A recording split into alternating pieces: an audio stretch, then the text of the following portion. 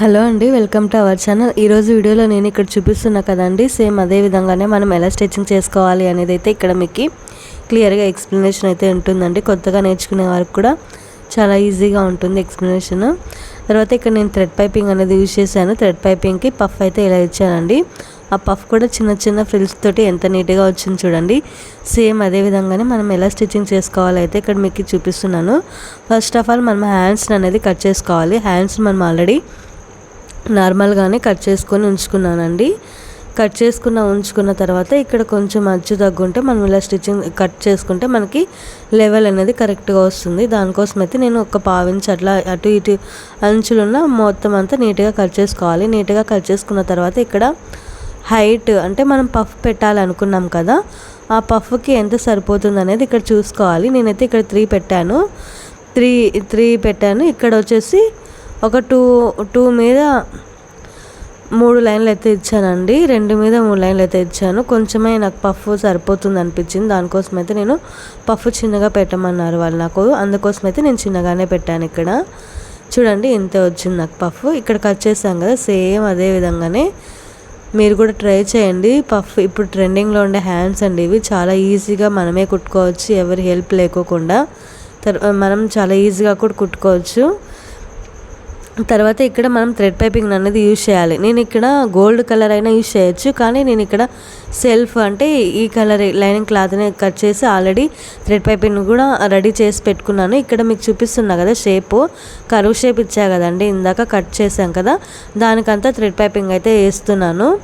ఆ thread piping కూడా నేను వేసేది ఇన్విజిబుల్ థ్రెడ్ పైపింగ్ అండి, నార్మల్ థ్రెడ్ పైపింగ్ కాదు.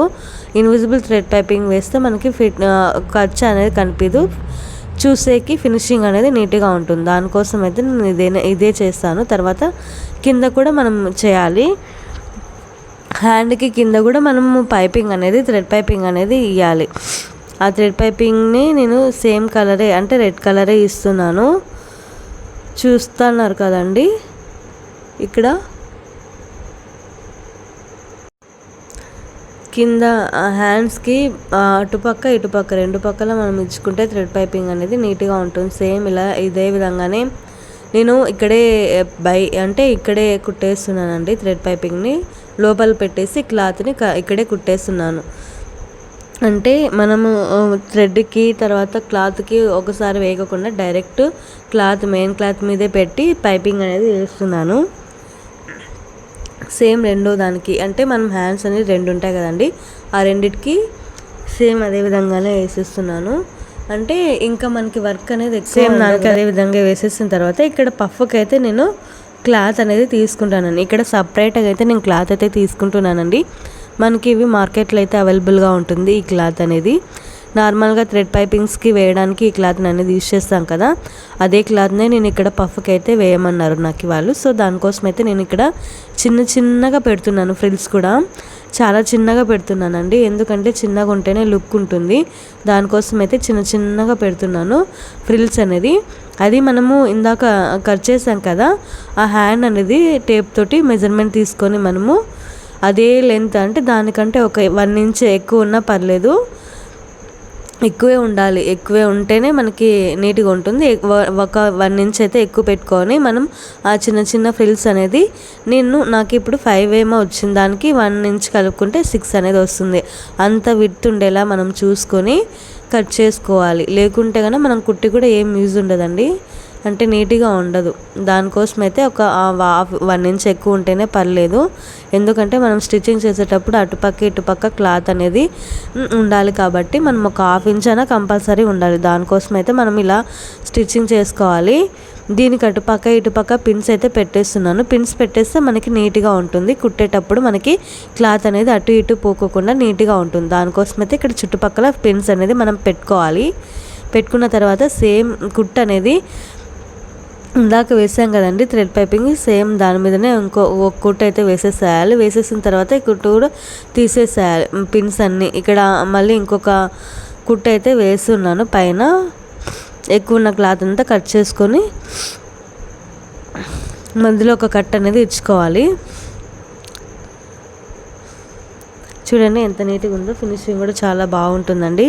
సేమ్ అదే విధంగానే ఇంకొక దాన్ని కూడా ఇలానే ఫ్రిల్స్ అనేది చిన్నగా పెట్టుకోవాలి. చిన్నగా పెట్టుకుంటారు, కొందరు పెద్దగా కూడా పెట్టుకుంటారండి. చిన్నగా ఉంటే మనకి చూసేకి లుక్ బాగుంటుంది. దానికోసం అయితే చిన్నగా పెట్టేస్తున్నాను. ఇక్కడ ఆల్రెడీ మనం క్లాత్ ఉండే కదా, సేమ్ దాంట్లోనే దీనికి కూడా సరిపోయిందండి. ఇక్కడ చిన్నగా ఫ్రిల్స్ అనేది పెట్టుకొని మనము ఫ్రిల్స్ కూడా సేమ్ అంటే మనం ఇందాక అటుపక్క పెట్టాం కదా, ఆ ఫ్రిల్ కూడా ఇటుపక్కకు వచ్చేటట్టు పెట్టుకోవాలి. అంటే మనం ఇంకా ఎక్స్ట్రాగా ఏం పెట్టాల్సిన అవసరం లేదు, అదే పెడితే సరిపోతుందండి. చిన్నగా ఫ్రిల్స్ అనేటివి సేమ్ అరేంజ్ చేసుకోవాలి. అరేంజ్ చేసుకున్న తర్వాత చూడండి ఎంత నీట్గా వచ్చింది కదా. మనం ఐరన్ కూడా చేయాల్సిన అవసరం లేదు, చాలా నీట్గా ఉంటుంది. మనకు కుట్టేకి కూడా చాలా ఈజీగా ఉంటుంది. దీనికైతే పిన్స్ అటుపక్క ఇటుపక్క పెట్టేసి మొత్తం ఒక లైన్ అయితే ఒక స్టిచ్ అనేది వేసుకోవాలి. వేసుకున్న తర్వాత ఇంకొక స్టిచ్ కూడా వేసుకోవచ్చు. స్టిచ్ వేసుకుంటే మనకి చూసేకి స్ట్రాంగ్గా ఉంటుంది. అంటే మనం ఎక్కువ రఫ్గా యూజ్ చేసినా కూడా మనకి భయం అంటే కుట్లు ఊడిపోతాయి అనేది ఉండదండి. సో దానికోసం అయితే నేను ఒక 2 కుట్లు అయితే వేసాను. వేసిన తర్వాత ఎక్స్ట్రా ఉన్న ఫ్యాబ్రిక్ను మొత్తం కట్ చేశాను. కట్ చేసుకున్న తర్వాత ఇక్కడ కూడా షేప్ తీసేసుకొని మధ్యలో కట్ అయితే ఇచ్చాను ఫ్రెండ్స్. ఇదే అండి ఇవాళ వీడియో.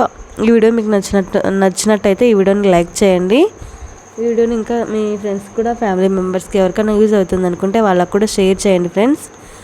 చూడండి ఎంత నీట్గా వచ్చాయి కదా. ఇలానే మీరు కూడా ట్రై చేయండి. Thank you for watching friends.